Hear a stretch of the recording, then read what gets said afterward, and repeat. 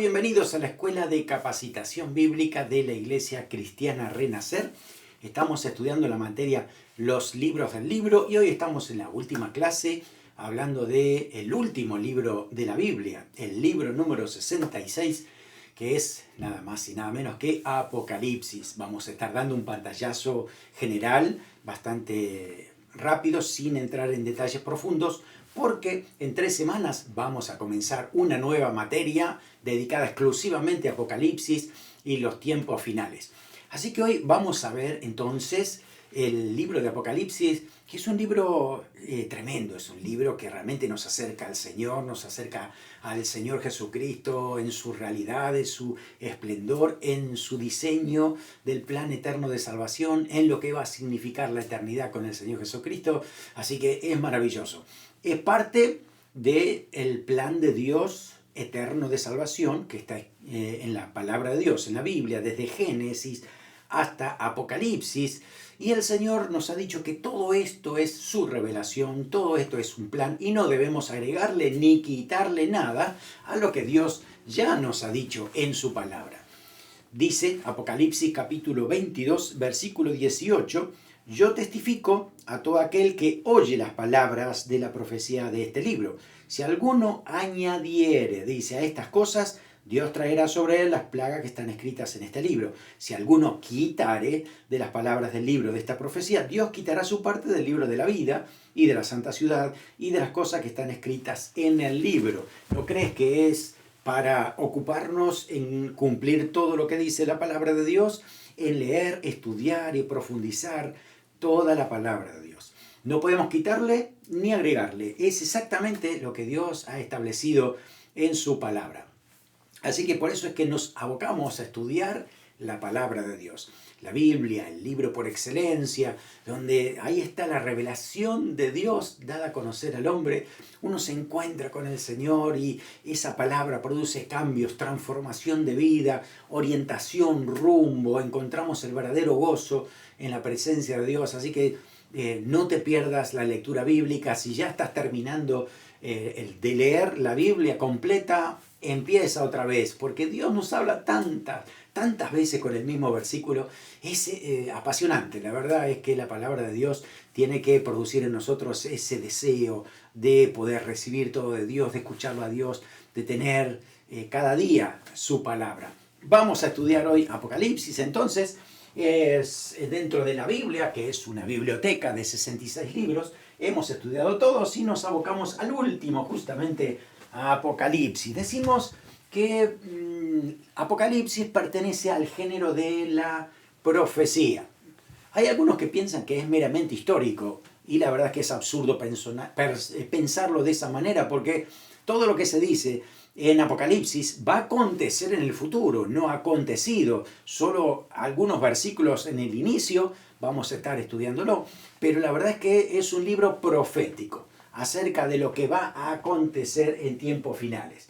Por eso estudiar Apocalipsis es distinto que estudiar las epístolas generales, las paulinas, los libros históricos, los evangelios, porque la profecía tiene muchas figuras, muchos símbolos, y uno tiene que hacer conexiones con otros libros. Así que cuando estamos estudiando Apocalipsis, uno sabe que aquí también tenemos que referirnos a lo que dice Zacarías y Malaquías. Vas a encontrar algunas otras cosas en Miqueas, en Joel, vas a encontrar mucho en el libro de Daniel y así sucesivamente, lo mismo que Isaías, hasta en Salmos de lo que Dios ha dicho, e inclusive algunas conexiones con Génesis, porque de ahí nace la expresión la serpiente antigua que dice Apocalipsis. Es justamente en Génesis capítulo 3.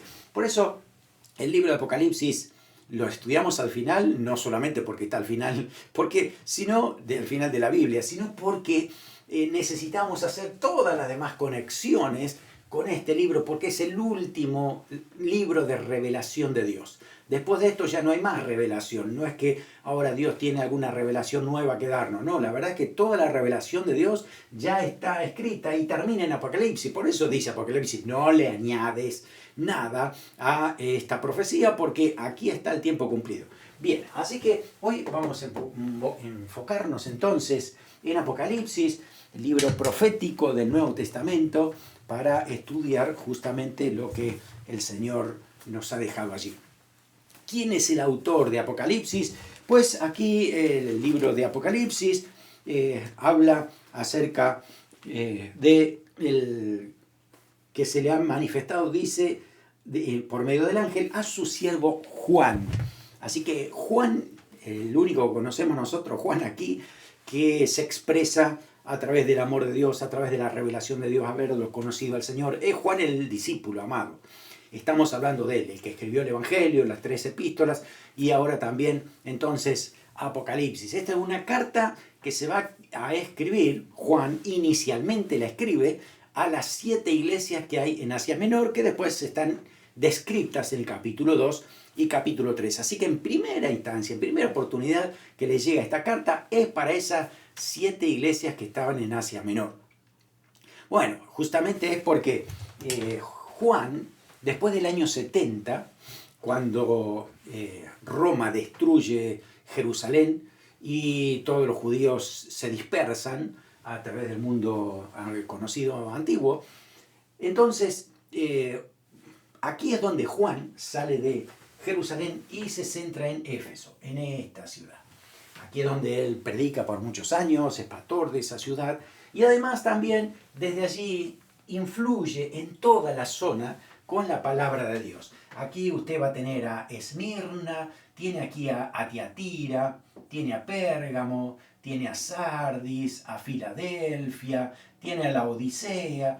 Así que tiene aquí 7 iglesias que justamente son parte de esa influencia del apóstol Juan en esa zona. Por eso cuando Juan se encuentra entonces en la isla de Patmos, lo que va a hacer entonces es enviar a esta carta a las 7 iglesias que están allí en Asia Menor para dar esperanza a los creyentes que estaban siendo perseguidos, brindarles una visión del regreso de Cristo, diciendo que el Señor va a volver. Y además es una revelación que la primera iglesia, yo no sé si habían entendido toda esa revelación, ¿no? Hoy con tantos años después de haberse escrito y de tantos hermanos, siervos de Dios, teólogos, eruditos que han estudiado, ¿no? este libro, pues tenemos tanto que seguir aprendiendo todavía. Así que imagínense cuando recién recibían estas cartas. Ahora, es cierto que los hermanos de estas 7 iglesias conocían los símbolos, ¿no? Porque ellos también lo usaban, porque en ese momento el tema del Imperio Romano persiguiendo a la iglesia cristiana hacía que se tuvieran que contactar a través de muchos símbolos para que no sean reconocidos. Por ejemplo, el símbolo del pescadito que conocemos nosotros es un acróstico, ¿no? Hablando de Cristo, ¿no? Jesús, Hijo, Salvador, Hijo de Dios. Así que ese acróstico, que significa pez en griego, fue diseminado en todo el imperio. Así que cuando había un pez ya sabían que había un cristiano allí, el dibujito del pez, ¿no es cierto? Entonces de esa manera ese símbolo les ayudaba cierta protección. Por eso es que Apocalipsis tiene muchos símbolos, porque preservaba el escrito, porque cuando alguien empezaba a leer, ¿qué podría decir alguien de ese momento del imperio? Decía, esto es una locura, ¿quién fue el que escribió todo esto? No, déjenlo pasar, esto no es importante, no vamos a enfocarnos en esto. Y bueno, de alguna manera ha sido preservado ese libro, hasta el día de hoy lo tenemos aquí, porque así ha querido Dios. Dios ha querido preservar este libro, entonces necesitamos interpretar todos los símbolos que hay, las conexiones y porque, bueno, la manera en que Juan lo escribe, vamos a tener entonces poco a poco un significado de cada una de estas cosas, ¿no? Hay un versículo clave, podría ser el capítulo 21, versículo 1, donde dice, vi un cielo nuevo y una tierra nueva, porque el primer cielo y la primera tierra pasaron, y el mar ya no existía más. Esto tiene que ver con la eternidad, muy diferente a lo que es la tierra hoy actual, lo que son los cielos actuales. Es que Dios va a remover todo esto para crear algo nuevo. No es una información nueva para la iglesia porque ya lo dijo Isaías 800 años casi antes de Cristo, que Dios dijo que Él iba a crear cielo nuevo y tierra nuevo. Te puedes leer los últimos capítulos de Isaías y va a encontrar esta conexión. Ahora lo vuelve a decir otra vez aquí en el libro de Apocalipsis, exactamente, ese es el plan del Señor. Así que básicamente de ahí comenzamos hablando acerca de Apocalipsis, y el trasfondo que podemos decir es que, bueno, ahí estaba Juan en un tiempo donde comenzaba una persecución muy agresiva contra la Iglesia de Cristo. Ya Nerón había comenzado esa persecución, ya habían destruido Jerusalén, pero por el último tiempo que estaba viviendo Juan, hablando del año 81 al 96 después de Cristo, ahí es donde aparece Domiciano como emperador, asciende al trono, y ahí fue terrible la intensidad, ¿no?, de lo que era la persecución contra los cristianos. Así que Juan es apresado y según lo que dicen alguna tradición o algunos libros paralelos que ha habido en ese tiempo, decía que a Juan no lo podían matar. De alguna manera no podían matarlo, así que definitivamente lo mandaron a Patmos, que era una isla pequeña, no tenía más de 10 por 15 kilómetros de grande, y ahí había un centro militar de los romanos donde tenían muchos presos que hacían trabajos forzados. Entonces lo mandaron ahí a Juan, que se muera de viejo, que se muera de hambre, y lo dejaron abandonado totalmente en esa isla. Y ahí es donde, en ese lugar, Juan recibe la revelación de Apocalipsis, la escribe en pergamino y la envía. Entonces, no sé cómo habrá podido hacer, a lo mejor alguien pudiera haber ido a visitarlo, y bueno, a través de ahí es que ha sido enviada estas cartas a las iglesias donde Juan tenía influencia. Obviamente que desde ahí, esa carta tan importante y tan aclaratoria de los últimos tiempos pasó a todo el mundo, ¿no? Donde hay tantas copias también para poder hacer este análisis, ¿no? Así que por eso es que en Apocalipsis nos deja el ánimo frente a la persecución, el ánimo que viene Cristo, el ánimo de que Dios tiene todo un plan organizado y que todo eso está preparándose porque se va a cumplir en el tiempo en que Dios lo ha establecido. Así que ahí vemos nosotros en Apocalipsis que Dios tiene el control de todas las cosas. ¿Por qué es tan importante estudiar Apocalipsis? Algunos le tienen miedo al libro. Yo creo que la iglesia tradicional le ha infligido miedo al libro porque como no se conoce mucho y algunas cosas es mejor taparlas para no descubrir lo que va a pasar con algunos sectores de la iglesia, y es por eso entonces que no se ha hablado mucho de Apocalipsis. Pero es un libro maravilloso, es un libro que uno tiene que devorárselo, tiene que aprender cuánto hay de Cristo, de su iglesia, de lo que sucederá en la eternidad, lo que pasará aquí como juicio, ¿no?, mientras no está la iglesia. Por eso uno no tiene que tener miedo, porque los juicios de Apocalipsis no son para la iglesia de Cristo, son para la gente que se quede aquí, para los pecadores, para los que han rechazado a Cristo. La iglesia del Señor estará por toda la eternidad con el Señor Jesucristo, así que es un gozo permanente. Bueno, tenemos que estudiarlo para conocer más profundamente al Señor. Hay una revelación gloriosa de Cristo en el capítulo 1 de Apocalipsis y los capítulos siguientes, donde Cristo es el Rey y merece toda adoración y es el centro de todo lo que adoramos, vivimos, experimentamos, y aún el libro revela a Jesucristo. Es la revelación de Cristo, no es la revelación de los últimos tiempos, es la revelación de Jesucristo con el plan maravilloso que Él tiene. Así que es importante leerlo, capacitarnos para no dejarnos engañar por falsas doctrinas, falsos profetas, ya lo dijo la palabra en varios pasajes. Así que es agarrarse de la palabra de Dios y estar seguro de lo que uno está estudiando. Además, cuando uno lee Apocalipsis y lo estudia, tiene más deseo de evangelizar, porque saben que en cualquier momento todo esto va a pasar y tenemos muchos parientes, familiares, amigos que no han conocido al Señor todavía, no le han abierto su corazón, y debemos transmitirle este mensaje urgentemente para que reciban al Señor y tengan seguridad de salvación eternamente. Así que bueno, estudiamos Apocalipsis y nos da más deseo de andar en santidad, de cuidar nuestra vida espiritual, no andar en el pecado, porque si viene el Señor, la verdad es que tiene que encontrar una iglesia gloriosa, sin mancha ni arruga, santa, como el Señor la espera. Y bueno, nos habla de estar preparados, porque en cualquier momento puede acontecer el arrebatamiento y la iglesia se va con el Señor Jesucristo. Empiezas a leer el capítulo y vas a ver que los primeros versículos es un saludo, una presentación de Juan acerca de la revelación de Cristo, y comienza también con una bienaventuranza. El versículo 3 dice, bienaventurado el que lee y los que oyen la palabra de esta profecía y guardan las cosas que en ella está escrita, porque el tiempo está cerca. Son muy felices los que estudian Apocalipsis, los que lo leen, lo investigan y cumplen lo que dice la palabra de Dios. Así que la felicidad no pasa por hacerle caso al mundo, sino por hacerle caso a la palabra de Dios. Tú sigue lo que dice allí en la Biblia, sigue dando tus pasos y vas a ver la diferencia notoria del gozo permanente al placer temporal. El Señor te da ese gozo permanente. Un mensaje central entonces es la revelación de Jesucristo. Revelación significa quitar el velo, donde uno puede ver en plenitud todo lo que hay más allá que antes no se sabía. Esto es porque Dios lo quiso dar a conocer. No es que Juan estuvo investigando y estuvo viendo a ver cómo encontrar esa respuesta. No, fue Cristo que quiso dárselo porque Él quiso. A Juan lo escribió, lo registró y lo mandó a la iglesia para que hasta hoy tengamos esta palabra de Dios y poder seguir estudiando la revelación de Cristo, ¿no?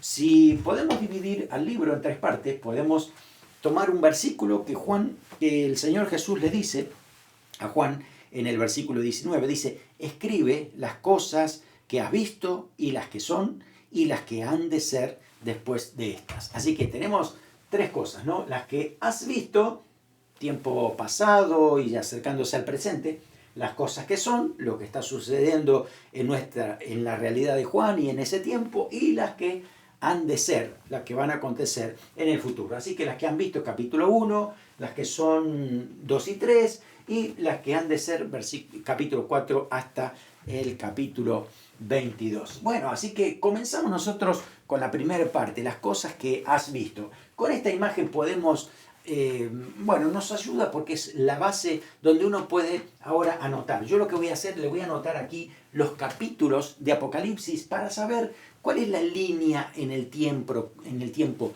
cronológica que tiene Apocalipsis. No todos los capítulos están unos ligados atrás del otro, por eso es importante entender la temática y la dirección que tiene el libro de Apocalipsis. Para cuando tú lo veas, cuando tú leas la palabra de Dios, sepa entonces cómo guiarte en lo que es el orden que tiene Apocalipsis. Así que cuando Juan dice las cosas que ha visto, estamos hablando del capítulo 1. Así que Apocalipsis, capítulo 1, lo ponemos aquí al inicio, ¿no? Más o menos por esta época sería donde Juan recibe la revelación de Cristo. Cuando tú lees el capítulo 1, hay una manifestación de Cristo gloriosa. Si tú piensas que la imagen de Cristo era un bebé en un pesebre, nos equivocamos todos. Si crees que todavía está en una cruz crucificado, nos equivocamos todos. Porque la realidad de capítulo 1, por favor, léetela despacito, porque es una imagen gloriosa de Cristo, lleno de gloria, de luz, de esplendor, de autoridad, de juicio también sobre el pecado. Es tremendo la imagen que está ahí. Así que léelo, capítulo 1, porque tiene que ver con esto, ¿no? Lo que Juan ve en ese momento cuando él estaba en la isla de Patmos. Pasas más adelante, vas a ver el capítulo 2 y el capítulo 3, están unidos, porque son mensajes específicos que hay para 7 iglesias de Asia Menor, que la hemos indicado anteriormente en el mapa. Así que este mensaje de parte del Señor a estas iglesias, entonces vas a notar entonces que justamente aquí hay una referencia bien particular a la era de la iglesia. Porque en parte se estaban cumpliendo lo que en ese momento sucedía, ¿no? Así que desde aquí, pero tiene una doble referencia los capítulos 2 y 3 de Apocalipsis. Podemos mencionar esto, por ejemplo, que las 7 iglesias de Apocalipsis. Los eruditos y teólogos han descubierto que cada una de las iglesias corresponde a una de las etapas que ha tenido la iglesia en la historia hasta el día de hoy. Así que si hablamos de la primera parte, ¿no? Sería la iglesia de Éfeso, está representada por lo que era la iglesia en el primer siglo, desde la muerte de Cristo hasta el año 100. Sería esa iglesia apostólica que ama a Dios, pero que estaba empezando a perder el primer amor. Eso es lo que pasó en el primer siglo. Después seguimos adelante desde del segundo siglo hasta el año 312. Aparece una iglesia ahora que es una iglesia perseguida. El Imperio Romano perseguía a la iglesia de una manera terrible.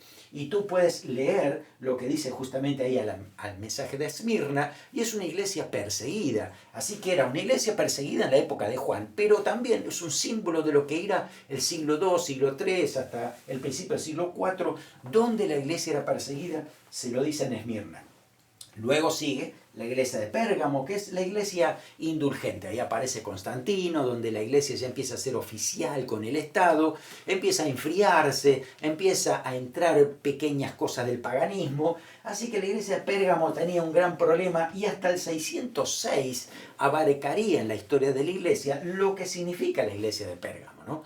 Porque ahí empieza entonces a entrar en la iglesia rituales paganos, adoraciones que no estaban nunca puestas en la iglesia, adoración a María, empiezan los santos, empiezan otros rituales que nunca fueron parte de la palabra de Dios, ¿no? Como el Señor lo había dicho. Luego aparece del año 606 hasta el 1520 la iglesia pagana representada por Tiatira. Tiatira, así que además de ser una iglesia de esa zona, también estaba siendo influenciada en lo que es la época hasta el 1520. Luego le sigue la iglesia Sardis, una iglesia muerta, una iglesia que estaba representada por lo que era la época medieval, la época oscura, el oscurantismo, ¿no? Donde hasta el año 1750 nadie podía leer la Biblia con libertad y demás. Se representa mucho por la iglesia de Sardis. Después de esto, entonces sí hay un despertar. Aparece Martín Lutero en la historia, ¿no? Y vemos a la iglesia resurgiendo otra vez. Y justamente estamos hablando de esa iglesia a través de la iglesia de Filadelfia, la iglesia que empezaba otra vez a buscar del Señor, la iglesia que empezaba a tratar de llegar a otros lados con el Evangelio, empiezan las misiones, empieza a resurgir otra vez de esa búsqueda apasionada del Señor. Y hasta el año 1900 que aparece la iglesia de la Odisea, que es la iglesia liberal, la iglesia tibia, la iglesia que no le importa la verdad del Señor, sino poder ser amigo de la cultura y a partir de ahí ser más social que otra cosa. Entonces parece como que hoy por hoy convive esto, ¿no? Convive la iglesia de Filadelfia, la iglesia de la Odisea, y será hasta el rapto de la iglesia. Así que todas estas iglesias podemos decir que se encuentran justamente en este momento, ¿no? Aquí, desde capítulo 1 hasta que Cristo venga, tenemos entonces Apocalipsis, capítulo 2 y capítulo 3, porque son los mensajes a las diferentes iglesias.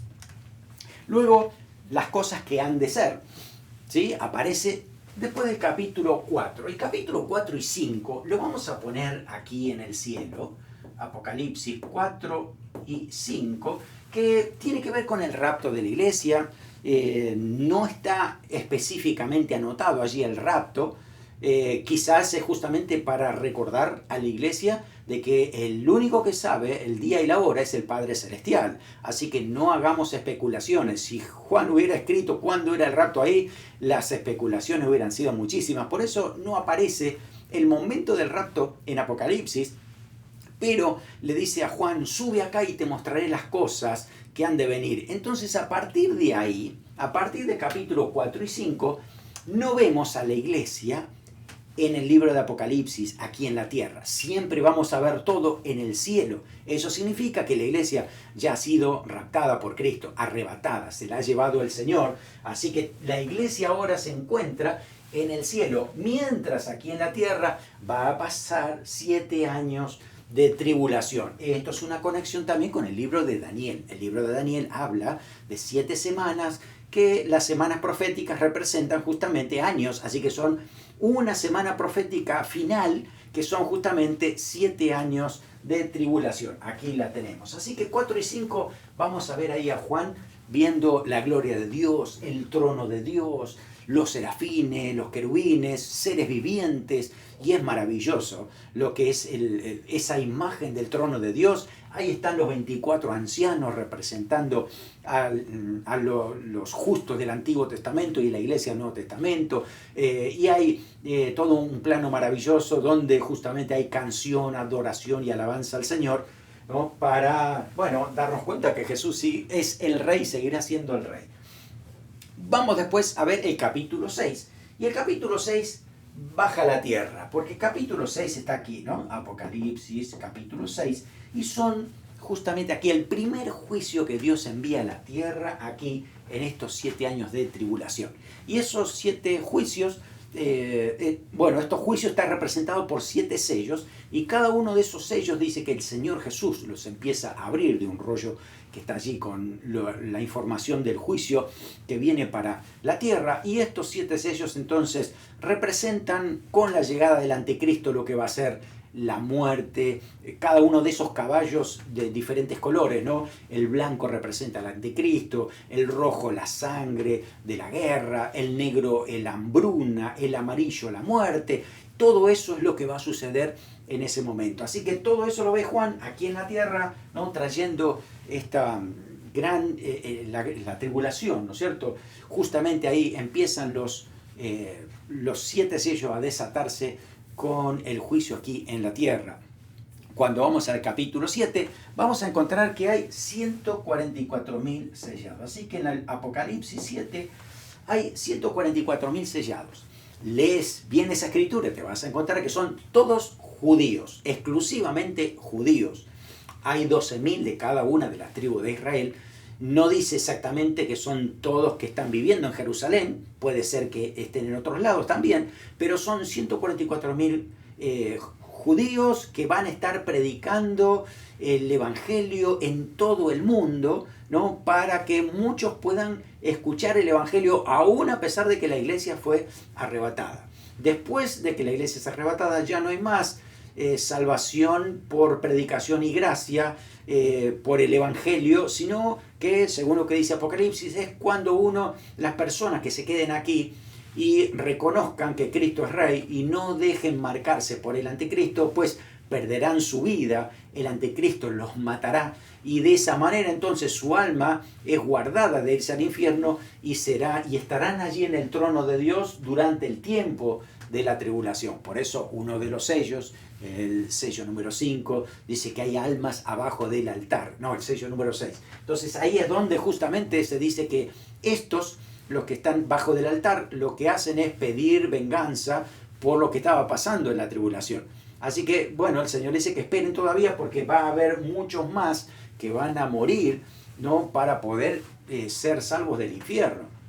Así que aquí es donde justamente aparecen esos 144.000. Fíjense también que en Apocalipsis 7, al final, después habla de la multitud de ropas blancas. Y es millones de millones, y le preguntan a Juan, ¿tú sabes quiénes son estos? Juan dice que no. Entonces se le revela del cielo que son los que salen de la gran tribulación. Así que ese número de millones no es la iglesia rescatada que es arrebatada, son los que son salvos de la tribulación, es decir, de aquellos que pierden su vida, que el anticristo los mata, y sus almas entonces ahora están en el cielo en una multitud de ropas blancas, y en sus manos, dice, tienen palmas. No tienen coronas de oro.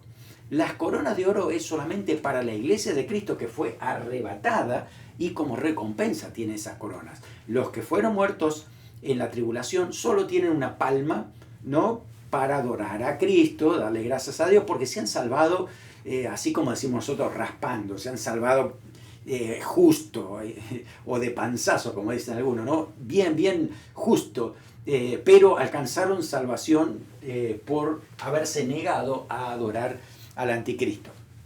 Luego viene el capítulo Apocalipsis 7 y 8, que habla acerca de lo que van a hacer entonces los sellos. Aparece el séptimo sello y después aparecen las 7 trompetas. Acuérdense, primer juicio son los sellos, después aparecen las trompetas. Las trompetas cada vez, ahora los juicios son mayores. Cada una de esas trompetas menciona lo que va a suceder en toda la tierra, ¿no? Aparece la destrucción de una parte del agua, la destrucción de una parte de las estrellas, de la destrucción de los seres humanos, así que es una parte, y esto se va acrecentando cada vez más. hay un ejército de demonios que se levantan a luchar contra los seres humanos, así que todo eso está preparado para el día y la hora, justamente ahí lo está mencionando Apocalipsis en estos capítulos 8 y 9, el juicio de las trompetas, hasta aquí. Así que todo esto sucede en la primer parte de la tribulación, hasta la mitad, ¿no? Porque hasta aquí el anticristo ha tenido un pacto con Israel de no agresión, ¿no? De preservarlos, de cuidarlos, pero bueno, hasta aquí lo va a cumplir. Apocalipsis capítulo 10, cuando lo leas vas a encontrarte con una escena donde hay un ángel que le da a Juan un librito y dice, cómete este librito, ¿no? De manera figurada y simbólica. Entonces Juan se come ese librito y dice que es dulce como la miel, ¿no? Y habla acerca del mensaje del Evangelio para ser transmitido a todos los que todavía se han quedado aquí a través de los ángeles, ¿no? Así que bueno, a partir de ahí entonces se menciona cómo los ángeles intervienen, ¿no? En la proclamación de la ordenanza de Dios para esta tierra. Capítulo 11, aquí, Apocalipsis 11, justamente estamos hablando de cómo aparecen los dos testigos. Son dos personajes exclusivos de la Biblia que no dice quiénes son. Hay especulaciones que podría ser Moisés y Elías, o Enoc y Elías, o algunos de estos profetas, porque bueno, las características que menciona se parecen mucho a ellos, y van a ser dos testigos enviados por Dios para predicarle contra el anticristo, para predicar a la gente que se ha quedado aquí, para que entienda que el anticristo no es Cristo, no es el Mesías como algunos judíos creían que lo era porque le había construido el templo, ¿no? Para ese momento. Así que bueno, a partir de ahí entonces aparecen estos dos testigos predicando, no van a predicar y no van a poder ser muertos por el anticristo, hasta que en un momento el anticristo al final de la primer parte de la tribulación los toma, los mata, los expone en la plaza de Jerusalén por 3 días, y al tercer día resucita. Y esa resurrección es vista al mundo entero de todo lo que está pasando ahí, y es terrible para el gobierno del anticristo, lo que significará que justamente estos se levantan otra vez y son llevados arriba en el cielo, ¿no? Y resucitan para estar ahora sí otra vez en la presencia del Señor. Capítulo 12. Capítulo 12 no es que sigue una conexión cronológica, sino que se habla en general de lo que sucede desde el inicio hasta el final de la tribulación. Así que aquí ponemos a Apocalipsis 12, porque está mencionando la mujer y el gran dragón. La mujer no es María, la mujer es símbolo de Israel, que ha tenido un hijo, y este hijo es raptado por Dios para su trono, hablando de que de Israel luego sale la iglesia de Cristo, y la iglesia es raptada por el Señor para estar con él.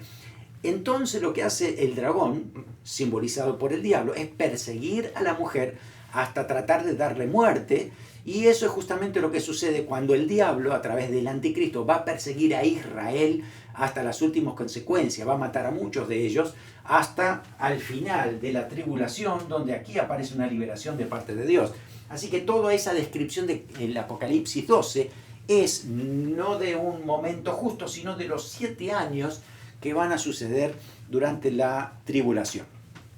Apocalipsis 13 sí se menciona entonces ahora a lo que es el anticristo y el falso profeta. Hay una descripción de lo que va a ser la actividad del anticristo, políticamente, económicamente, está la marca del anticristo, y después lo que es el falso profeta, es la parte religiosa, ¿no? Que va a apoyar al anticristo con una religión determinada, y esta religión, que va a ser oficial en ese momento, va a adorar al anticristo, van a hacer, el falso profeta va a hacer señales, como que cae fuego del cielo y demás, imitando un poco a los que eran a los dos testigos, ¿no? Entonces, bueno, de esa manera es que aparecen entonces estos dos personajes, y luego vamos a capítulo 14, vas a encontrar el cántico de los 144.000. Así que estamos hablando ahora aquí, Apocalipsis 14, estamos ya en el cielo, donde Juan ve a los 144.000, ahora sí, con un canto especial que tienen allí.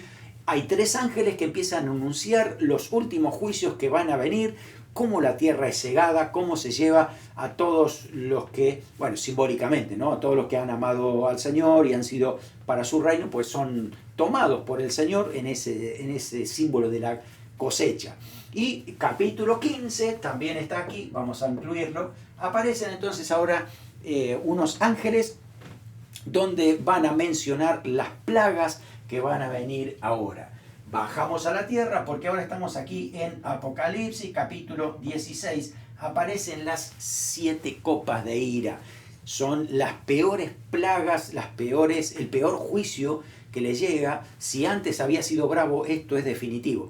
Es terrible porque muere mucha gente y al final se abre el camino para que el anticristo y su ejército pueda acercarse a Jerusalén para tratar de exterminar a Israel. Pero bueno, justamente en ese momento que va a acercarse ahí es donde los judíos claman a Dios por ayuda. Y en ese momento después, bueno, nos vamos a dar cuenta que sucede lo que es la segunda venida. Así que las copas de ira es terrible, es lo que está pasando aquí. Entonces, Apocalipsis 16. Luego tenemos Apocalipsis 17 y 18, que es un símbolo de lo que va a suceder también en este último tiempo de la tribulación, cuando Dios sentencia a la gran ramera. ¿Quién es la gran ramera? Tiene que ver con la religión fuera de Dios. La religión que nace desde los tiempos de Babilonia hasta el tiempo del anticristo, donde a través de imágenes, idolatría, hechicería y tantas otras cosas, se pone la mirada en otra cosa que no sea Jesucristo, que no sea el Dios verdadero. Por eso toda esa religión será juzgada por Dios a través de este símbolo de la gran ramera, ¿no? Que será sentenciada por Dios en este tiempo. Y luego el capítulo siguiente, el capítulo 18, pues ahí se va a hablar de la caída de Babilonia como el centro político religioso, no, perdón, más que religioso, económico, ¿no? Donde todo está centrado allí, ¿no? Así que bueno, algunos piensan que se va a volver a construir Babilonia, pero otros que pueden representar una ciudad que se parezca a Babilonia, ¿no? Porque tiene muchas riquezas, tiene mucho lujo, muchas pretensiones, así que va a ser destruida por Dios en ese tiempo también la caída de Babilonia. Ahora, vamos a capítulo 19 y aquí estamos, Apocalipsis 19, donde se menciona las bodas del Cordero final, ¿no? Y donde la iglesia ya está preparada con Cristo y vemos entonces que aquí es donde Cristo desciende en un jinete, es como un jinete vestido de rojo por su sangre, ¿no? En un caballo blanco y le siguen millares de millares. Y aquí abajo entonces se produce lo que es Armagedón, donde es destruido el ejército del anticristo, donde el Señor rescata a Israel, empieza a crear algo nuevo, algo diferente. Así que Apocalipsis 19 nos habla de esto, del Señor Jesucristo tomando control aquí en la tierra de todas las cosas. Así que a partir de aquí entonces vamos a tener a Apocalipsis 20, hablando acerca del milenio, donde Satanás es apresado por 1000 años, así que no hay tentación. Toda la gente que haya quedado, ¿no? Después de toda esta tribulación, las naciones que no se hayan plegado al anticristo, van a ahora sí ser juzgadas por el Señor Jesús como rey. Así que el Señor establece su reino en Jerusalén y desde ahí entonces domina todo el mundo en lo que va a ser el mejor tiempo de esta tierra, ¿no? Porque hay paz, hay prosperidad, hay cuidado, protección, a nadie le falta nada, hay abundancia, dice que la vida será muy longeva, así que todo eso nunca había sucedido, ¿no? Que alguien pueda vivir 1000 años. ¿Cuánto vivió Matusalén en la época pasada? ¿No? 969 años y murió. Pero aquí hasta 1000 años, ¿no? Es un periodo largo y de mucha prosperidad y bendición. Como Dios mostrándole al mundo que con Cristo se podía haber vivido así si lo hubieran elegido hace mucho tiempo antes. Así que eso es para demostrar en el juicio final de que aunque la vida hubiera sido maravillosa, al final aquí en Gog y Magog, aquí aparece una guerra final, ¿no? Donde se revelan, vamos a poner aquí Gog y Magog, eso es lo que dice, ¿no? Se revelan al final contra el Señor Jesucristo. Satanás se ha vuelto otra vez, ¿no?, a tentar, y esa revelación hace que justamente Cristo destruya a todo ese ejército que se levanta, es el último de todos, ¿no?, esa guerra final. Y a partir de ahí entonces nos menciona Apocalipsis que al final del capítulo 20, que todo pecador va a ir al juicio del gran trono blanco. No van acá los creyentes ya han estado aquí en la casa del Padre en las recompensas. Ahí es donde los creyentes han recibido la recompensa de Cristo y pasaron por el tribunal de Cristo. Ahora aquí estamos en el juicio del gran trono blanco, donde la iglesia con Cristo y los ángeles juzgan también a los pecadores, ¿no? Entonces son los pecadores que van a ir hacia el gran trono blanco, y si no están inscritos en el libro de la vida, son lanzados al lago de fuego y azufre. Ahí, entonces, hasta ahí es Apocalipsis capítulo 20. Pero después dice que, después de todo esto, termina la vieja creación, y Apocalipsis capítulo 21 y 22 aparece la revelación de cielo nuevo y tierra nueva. Maravilloso, ahí vemos la nueva Jerusalén, vemos cómo va a ser un poquitito esa nueva tierra, el árbol de la vida, cómo esa nueva Jerusalén tiene calle de oro, hay un río cristalino, y todo fluye en el centro de la vida, que es Jesucristo y su iglesia, adorándole por la eternidad y trabajando en esta tierra, sirviendo a Dios en esta tierra nueva que el Señor crea, ¿no?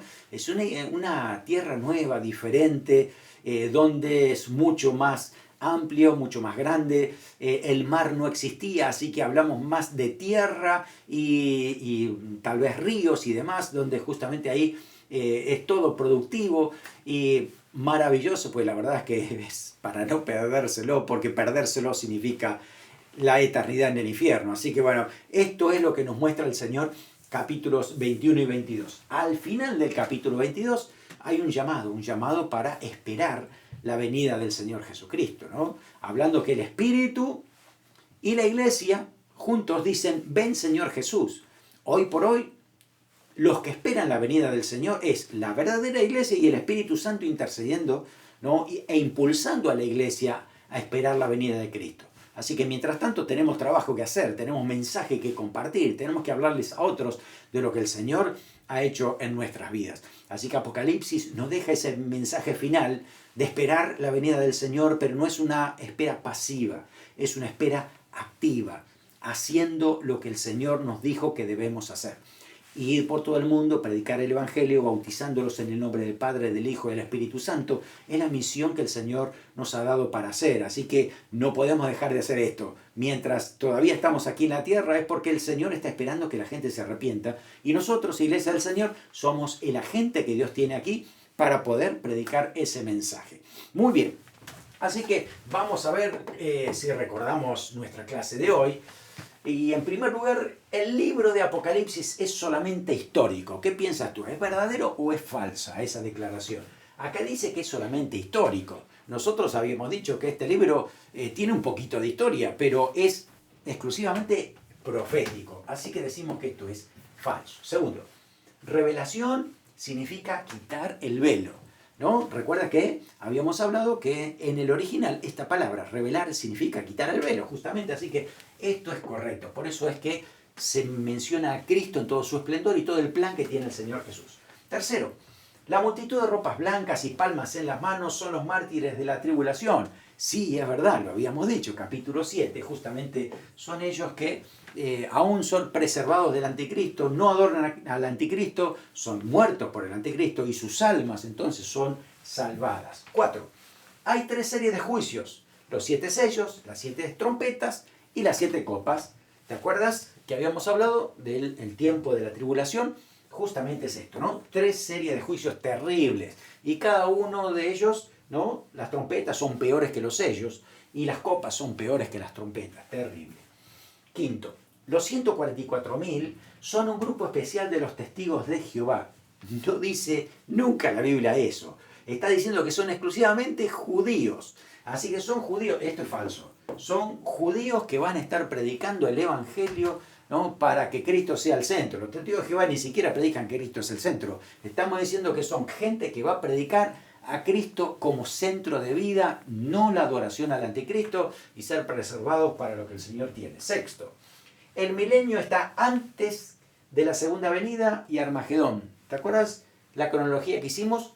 Hemos dicho que el milenio está después de la segunda venida, porque Armagedón es justamente cuando viene el Señor.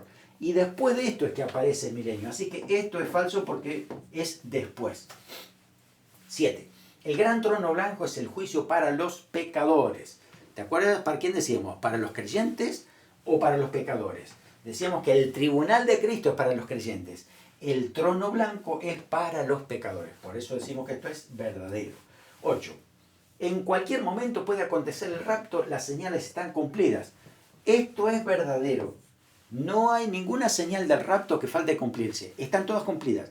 Así que en cualquier momento puede venir el Señor. Ojalá que no terminemos de ver este video, ¿no? Y decir, ahí estamos, con el Señor, glorificando su nombre, dándole gracias, exaltándolo por la eternidad y viendo lo que va a acontecer después. Ya lo sabemos, ahora sí, ya lo sabemos, pero bueno, seguimos predicando el mensaje del Evangelio para que muchos otros sean salvos, reciban al Señor, se arrepientan y tengan una nueva vida en Cristo. El último llamado del Señor está en Apocalipsis 22:12. Dice, he aquí, yo vengo pronto y mi galardón conmigo para recompensar a cada uno según sea su obra. Si eres cristiano, si has recibido a Cristo en tu corazón, le sirves al Señor, Dios promete recompensarte por cada cosa que hagas en su nombre. Pero si no eres cristiano, tus obras declararán en el gran trono blanco de que estás condenado al juicio. Así que hoy también es un llamado de arrepentimiento para decirle, Señor, reconozco que he pecado, te pido perdón por todos mis pecados, límpiame con tu sangre, anótame en el libro de la vida porque yo quiero pertenecer a tu pueblo, quiero estar contigo por la eternidad y eso es lo que hará el Señor cuando hay un arrepentimiento sincero.